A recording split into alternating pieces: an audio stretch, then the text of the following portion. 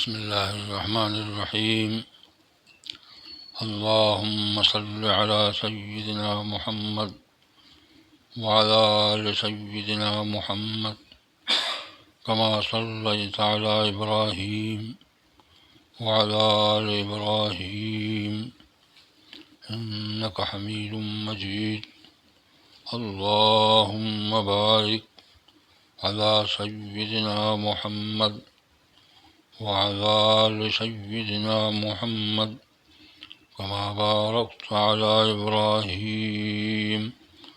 وعلى آل إبراهيم إنك حميد مجيد وبعد فقد قال الله تبارك وتعالى في القرآن المجيد والفرقان الحميد أعوذ بالله من الشيطان الرجيم وأما من خاف مقام ربه ونهى النفس عن الهوى فإن الجنة هي المأوى صدق الله مولانا العظيم وصدق رسوله النبي الكريم ونحن على ذلك من الشاهدين والشاكرين والحمد لله رب العالمين۔ یہ آیت کریمہ جو میں نے تلاوت کی ہے اس کا ترجمہ ہے وَأَمَّا مَنْ خَافَ مَقَامَ رَبِّهِ، ہر وہ شخص جو اپنے رب کے سامنے کھڑے ہونے سے ڈرا اور باز پرس کو پیش نظر رکھا، وَنَهَى النَّفْسَ، اور اس نے اپنے آپ کو دور رکھا، منع رکھا، روکے رکھا، عن الہوا، خواہش نفس، فإن الجنة هي المأوى، تو ایسے شخص کے لیے اس کا ٹھکانہ جنت ہے۔ اب اس آیت کریمہ میں اللہ جل شانہ نے جو ارشاد فرمایا تو اس میں اس طرف اشارہ فرمایا ہے اور ہماری توجہ دلائی ہے کہ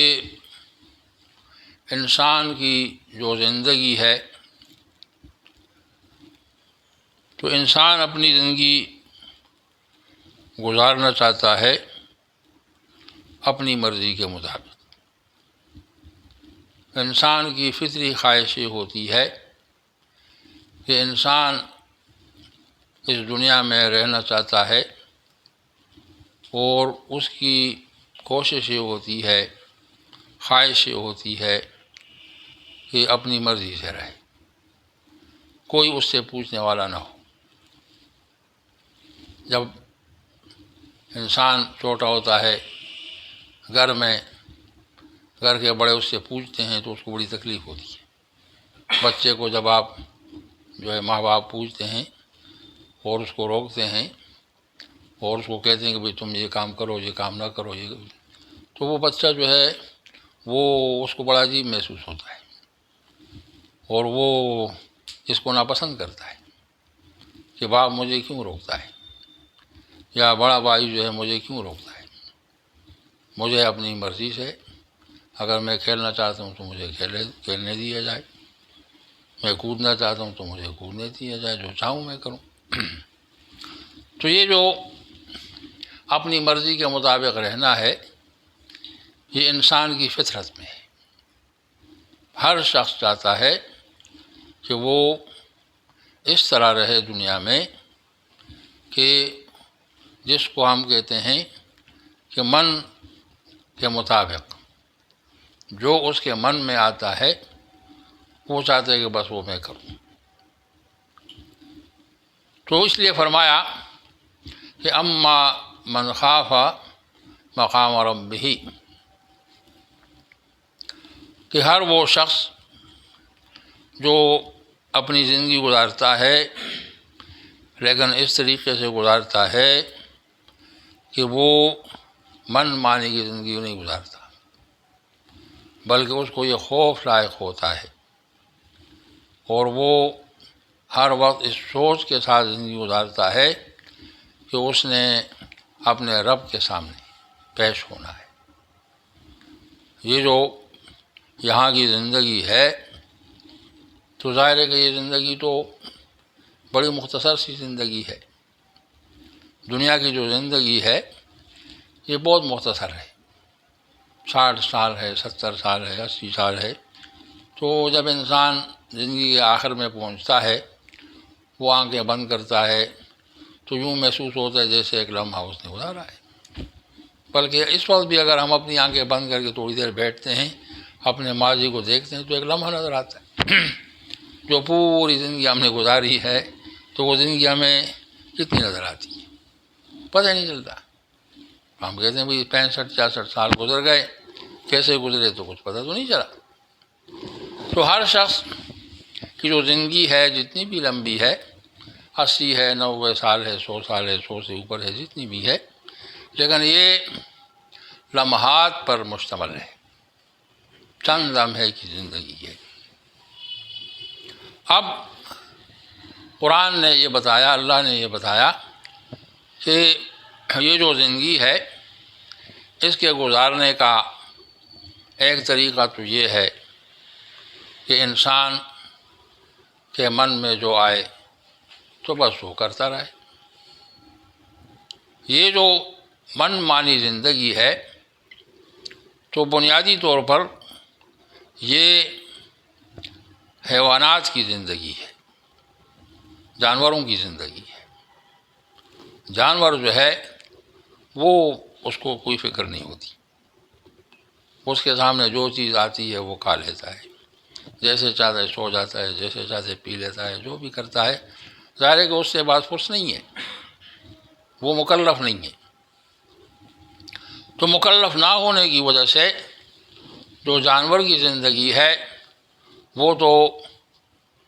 بے فکری کی زندگی ہے، اور ٹھیک ہے وہ بے فکر رہتا ہے تو وہ رہ سکتا ہے۔ لیکن انسان چونکہ اشرف المخلوقات ہے،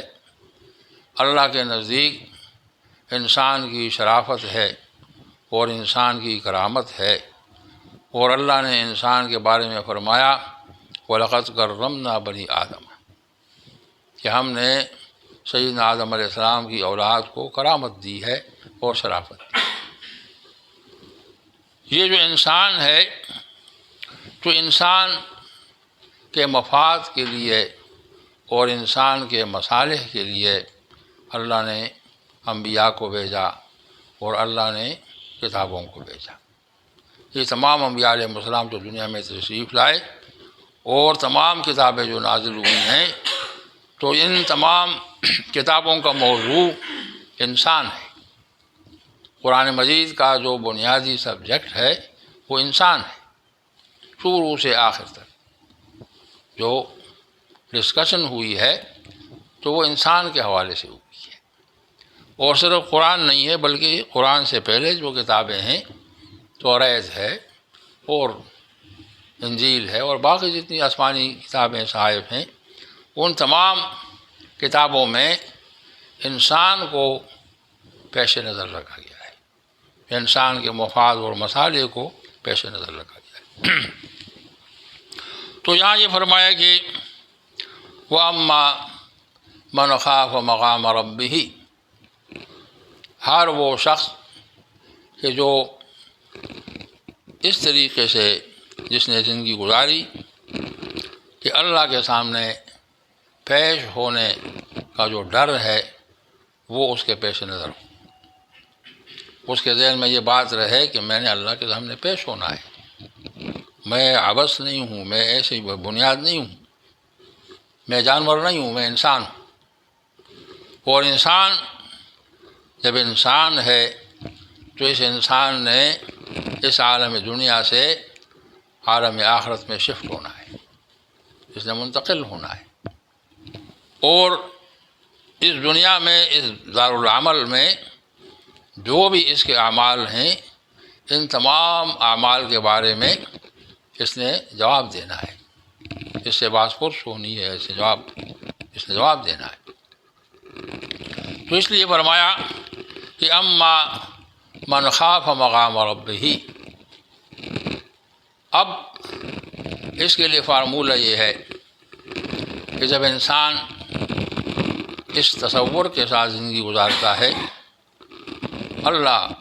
جل شانہ کو حاضر سمجھتے ہوئے، اس کے ساتھ کہ اللہ مجھے دیکھ رہا ہے۔ اللہ کے رسول صلی اللہ علیہ وآلہ وسلم سے جب سیدنا جبریل نے سوال کیا اور پوچھا کہ اخبرنی عن الاحسان، مجھے احسان کے بارے میں بتائیں کہ احسان کیا چیز ہے۔ پہلے حضور سے سوال کیا کہ ایمان کے بارے میں بتائیں، پھر سوال کیا کہ اسلام کے بارے میں بتائیں، اور اس کے بعد تیسرا سوال یہ کیا کہ اخبرنی عن الاحسان، مجھے یہ بتائیں کہ احسان کیا ہے۔ تو اللہ کے رسول نے ارشاد فرمایا ان تعبد اللہ کأنک تراہ فإن لم تکن تراہ فإنہ یراک۔ اللہ کے رسول نے فرمایا کہ آپ زندگی اس طرح گزاریں کہ آپ اللہ کو دیکھ رہے ہیں، اللہ آپ کو دیکھ رہے ہیں، اس تصور کے ساتھ زندگی گزاریں۔ عام طور سے ہمارے علماء تو اس کا ترجمہ کرتے ہیں کہ ان تعبد اللہ، اللہ کی عبادت اس طرح کریں، لیکن صوفیاء کہتے ہیں کہ یہاں معاملہ عبادت تک محدود نہیں ہے بلکہ پوری زندگی ہے، عبد رہیں، ان تعبد اللہ، آپ دنیا میں رہیں عبد بن کر رہیں، اور اس طریقے سے رہیں کہ آپ اللہ کو دیکھ رہے ہیں اور اللہ آپ کو دیکھ رہے ہیں۔ فَإِن لَّمْ تَكُن تَرَاهُ فَإِنَّهُ يَرَاكَ۔ اگر آپ کا یہ تصور نہیں جمتا کہ آپ اللہ کو دیکھ رہے ہیں تو کم از کم یہ تو آپ تصور جمائیں کہ اللہ آپ کو دیکھ رہا ہے۔ تو یہ جو مقام احسان ہے یہ بہت بڑی نعمت ہے اللہ کی۔ جب انسان کو یہ مقام ملتا ہے تو یہ جو صوفیاء کرام کے ہاں کہا جاتا ہے کہ فلاں شخص جو ہے صاحب نسبت ہے، فلاں صاحب نسبت ہے، تو نسبت کا مفہوم یہ ہوتا ہے کہ وہ ہر وقت اللہ کے ساتھ جڑا ہوا ہے، اللہ کے ساتھ جڑا ہوا ہے، اس کی زیادہ جو توجہ ہے اللہ کی طرف رہتی ہے۔ ظاہر ہے کہ انسان ہونے کے ناطے دنیا میں رہتا ہے اور دنیا میں بھی دنیاوی معاملات بھی اس کے ہیں، لیکن اس کا بیشتر ٹائم اللہ کے ساتھ رہتا ہے۔ تو جب انسان کا زیادہ وقت اللہ کے ذکر میں رہتا ہے، اللہ کی طرف متوجہ ہو کر وہ رہتا ہے، تو اس سے انسان کی جو نسبت ہے اللہ کے ساتھ وہ بڑھتی ہے، اس نسبت کو تقویت ملتی ہے۔ اس کو صوفیاء کرام نسبت کہتے ہیں کہ انسان فلاں شخص جو ہے جی صاحب نسبت ہے۔ تو یہ آیت کریمہ میں فرمایا کہ اما من خاف مقام ربہ، جو شخص بھی اللہ کے سامنے پیش ہونے سے، ظاہر ہے کہ ایک دن پیش ہونا ہے، اللہ کے سامنے پیش ہونا ہے، تو اس وقت کو وہ پیش نظر رکھتا ہے اور زندگی گزارتا ہے، اور ساتھ ساتھ یہ کرتا ہے کہ وَنَهَى النَّفْسَ عَنِ الْهَوَىٰ، ہوا سے اپنے نفس کو بچاتا ہے، کیونکہ انسان کا جو نفس ہے، تو صوفیاء کرام کے ہاں دو اصطلاحات استعمال ہوتی ہیں، ایک قلب کی اصطلاح ہے اور ایک نفس کی اصطلاح ہے۔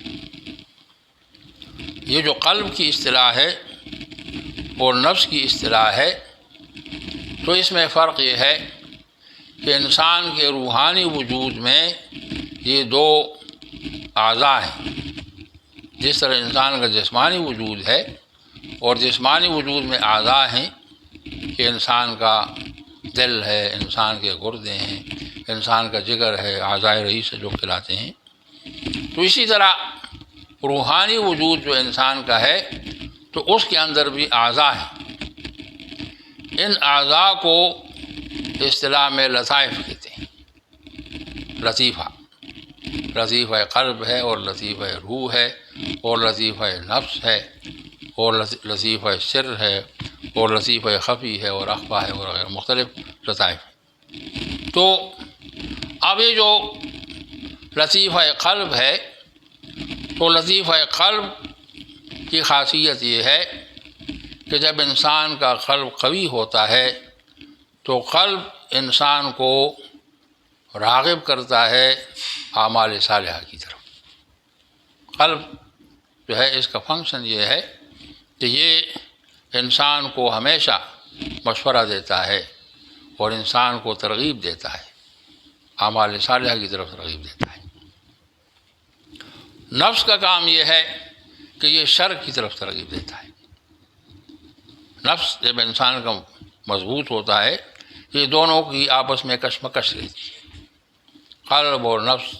یہ دونوں آپس میں ہمیشہ روحانی وجود کے حوالے سے انسان کے روحانی وجود میں قلب اور نفس کی کشمکش رہتی ہے. قلب جو ہے وہ اپنا فنکشن کرتا ہے اور نفس اپنا کرتا ہے، اور دونوں کی کوشش یہ ہوتی ہے، نفس چاہتا ہے کہ میں غالب ہو جاؤں قلب پر، قلب چاہتا ہے کہ میں غالب ہو جاؤں نفس پر. اب اگر قلب غالب ہو جاتا ہے نفس کے اوپر تو یہ سعادت ہے، اس کو مقام سعادت کہتے ہیں. شاہ ولی اللہ رحمہ اللہ نے جو تفصیل اس کی بتائی ہے کہ شقاوت ہے اور سعادت ہے. انہوں نے اصطلاحات جو استعمال کی ہیں، ایک اصطلاح شقاوت کی ہے اور ایک اصطلاح سعادت کی ہے، اور قرآن نے بھی اصطلاح استعمال کی ہے کہ وَمِنْهُمْ شَقِيٌّ وَسَعِيدٌ، کہ انسانوں میں کچھ وہ ہیں جو شقی ہیں، کچھ وہ ہیں جو سعید ہیں. تو یہ جو قلب ہے جب اس کو تقویت ملتی ہے اور قلب قوی ہو جاتا ہے، حاوی ہو جاتا ہے، تو انسان سعید ہو جاتا ہے، انسان کو سعادت ملتی ہے. اور جب نفس قوی ہو جاتا ہے اور نفس حاوی ہو جاتا ہے تو انسان شقی ہو جاتا ہے. یہ صوفیہ کرام کے جتنے مجاہدے ہیں ان کی بنیاد اس پر ہے. صوفیہ کرام کہتے ہیں کہ ایسا اس طریقے سے رہنا چاہیے کہ آپ کا جو قلب ہے وہ حاوی رہے، آپ کے نفس کے اوپر آپ کا قلب حاوی رہے. آپ کا جو قلب ہے اس کو تقویت ملنی چاہیے. اس کے اندر جس طرح ہم دنیا میں اپنے جسم کو رکھنے کے لیے، متوازن رکھنے کے لیے اور جسمانی اعضاء کو متوازن رکھنے کے لیے مقویات کھاتے ہیں اور ایسی غذائیں کھاتے ہیں کہ جن کے کھانے سے جسم کو فائدہ ہوتا ہے، طاقت آتی ہے، اسی طرح صوفیہ کرام کہتے ہیں کہ روحانی جو وجود ہے اور یہ جو قلب کا لطیفہ ہے، اس کو مقوی رکھنے کے لیے، اس کو قوی رکھنے کے لیے ضروری ہے کہ آپ مقویات کا استعمال کریں. جو مقویات ہیں تو مقویات کی نشاندہی اللہ جل شانہ نے فرمائی ہے اور اللہ کے رسول نے نشاندہی فرمائی ہے کہ کون کون سے اعمال ایسے ہیں جس سے انسان کا قلب قوی ہوتا ہے اور کون سے ایسے اعمال ہیں جس سے انسان کا نفس کمزور ہوتا ہے. اس میں بہت ہی بنیادی رول ہوتا ہے اس بات کا کہ جب کوئی شخص اپنے نفس کی مرضی کے خلاف کرتا ہے. آپ پورا دن جو ہے آپ دیکھیں، دن میں کئی مرتبہ آپ کا نفس جو ہے آپ کو ترغیب دیتا ہے، اور جب آپ نفس کے خلاف کرتے ہیں تو نفس کمزور ہو جاتا ہے. صبح سویرے آپ بیڈ سے اٹھتے ہیں، آپ اذان کی آواز سنتے ہیں، نفس کہتا ہے کہ بھی سوئے رہو، زبردست ٹائم ہے، سونے کا وقت ہے، بیڈ گرم ہے، سب کچھ ہے، آرام کرو۔ لیکن آپ جب نفس کی بات نہیں مانتے اور آپ بیڈ کو چھوڑتے ہیں اور آپ وضو کرتے ہیں، آپ حی علی الصلاۃ اور حی علی الفلاح کو رسپانس دیتے ہیں، مسجد آتے ہیں، نماز پڑھتے ہیں، تو یہ نفس جو ہے یہ سکڑتا ہے۔ جب آپ اس کی مخالفت کرتے ہیں تو یہ سکڑتا ہے، کمزور ہوتا ہے۔ تو پورا دن جب آپ نفس کی مخالفت کرتے ہیں تو یہ نفس جو ہے کمزور ہوتا ہے، اور قلب کی جب آپ موافقت کرتے ہیں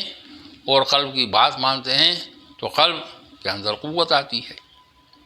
تو صوفیاء کرام کے ہاں جو سب سے بڑا عمل ہے، مجاہدہ ہے، وہ یہی ہے کہ جس کو قرآن مجید نے یہاں اس آیت کریمہ میں فرمایا وَنَهَى النَّفْسَ عَنِ الْهَوَىٰ، انسان اپنی خواہشات کو دباتا ہے، وہ اپنی خواہش کو ترک کرتا ہے اور اللہ کی رضا کو، اللہ کے رسول کی رضا کو ترجیح دیتا ہے۔ تو یہ ایسا عمل ہے کہ اس عمل کی وجہ سے انسان کامیاب ہوتا ہے۔ اور پھر قرآن نے بتایا وَإِنَّ الْجَنَّةَ هِيَ الْمَأْوَىٰ، جو شخص اس طریقے سے زندگی گزارتا ہے تو اس کا ٹھکانہ جنت ہے۔ اب جنت کے بارے میں عام علماء جو ترجمہ کرتے ہیں وہ کہتے ہیں جنت انسان کو آخرت میں ملے گی، لیکن صوفیاء کہتے ہیں کہ جنت جو ہے ادھر ہی مل جاتی ہے، دنیا میں بھی رہتے ہوئے انسان کو جو سکون ملتا ہے، اطمینان ملتا ہے، اور انسان کو جو خوشی ملتی ہے اور اللہ کے ساتھ رہنے کی جو حلاوت ملتی ہے وہ بہت بڑی جنت ہے۔ وہ جنت کچھ بھی نہیں ہے اس کے سامنے۔ یہاں جو آپ اللہ کے ساتھ رہتے ہیں اور اللہ کی معیت میں رہتے ہیں اور اللہ کے ذکر میں رہتے ہیں، تو یہ جو جنت ہے یہ اس جنت سے بہت بڑی جنت ہے، بہت زبردست جنت ہے۔ صرف یہ ہے کہ شعور کی بات ہے، ہر ایک آدمی کو اس کا شعور نہیں ہے، لیکن بہرحال صوفیاء کرام کہتے ہیں کہ جنت صرف وہ نہیں ہے جو آخرت میں آپ کو ملے گی، وہ تو ٹھیک ہے ملے گی، لیکن یہی دنیا میں آپ جنت جو ہے حاصل کر سکتے ہیں۔ اگر آپ صحیح معنوں میں رہتے ہیں، اللہ کے ساتھ رہتے ہیں، تو دنیا میں اللہ آپ کو جنت دے سکتا ہے۔ اللہ کے لیے کیا مشکل ہے، سب کچھ اللہ کا ہے۔ تو یہ جو ہمارے ہاں جتنے بھی مجاہدات ہیں، ان تمام مجاہدات کا لب لباب یہ ہے کہ انسان کا جو دل ہے، تو یہ دل، اور جس کو ہم قلب کہتے ہیں، اصطلاح میں قلب کہتے ہیں، دل تو بہت ایک سچی اصطلاح ہے، اصل جو ہے لطیفہ قلب ہے۔ تو لطیفہ قلب کو جو ہے اس کے اندر قوت آنی چاہیے، قوی ہونا چاہیے، اس کو مضبوط ہونا چاہیے، اور اس کی مضبوطی کا سب سے بڑا مؤثر نسخہ ذکر اللہ ہے، اللہ کا ذکر ہے۔ جو دل کو قوت ملتی ہے اللہ کے ذکر سے ملتی ہے۔ اس لیے صوفیاء کرام کے معمولات میں سب سے زیادہ جو عمل ہے، جو شغل ہے، وہ اللہ کا ذکر ہے۔ زیادہ ٹائم اللہ کے ذکر کو دینا چاہیے، اور یہ آدمی یہاں رہتے ہوئے اس کو احساس نہیں ہوتا، لیکن حدیث میں آتا ہے، اللہ کے رسول نے فرمایا کہ انسان جو سب سے زیادہ پچھتائے گا اس وقت پر پچھتائے گا جو اس نے اللہ کے ذکر کے بغیر گزارا ہو۔ دنیا میں جو ٹائم اللہ کے ذکر کے بغیر گزرتا ہے تو آخرت میں انسان سب سے زیادہ جو ندامت اس کو ہوگی اور پچھتائے گا اس ٹائم پر پچھتائے گا کہ میں نے وقت ضائع کیا اور میں اللہ کے ذکر سے دور رہا۔ تو ہم جو یہاں کچھ دیر کے لیے بیٹھتے ہیں، اللہ کا ذکر کرتے ہیں، یہ تو ایک مشق کے طور پر ہم کرتے ہیں۔ باقی ذکر یہ ہے کہ یومیہ ذکر کرنا چاہیے، اور 24 گھنٹوں میں اپنا ٹائم ٹیبل ایسا سیٹ کرنا چاہیے کہ اس میں ذکر کے لیے معقول ٹائم ہو، مناسب ٹائم ہو، تو اس کے بڑے فوائد ملتے ہیں۔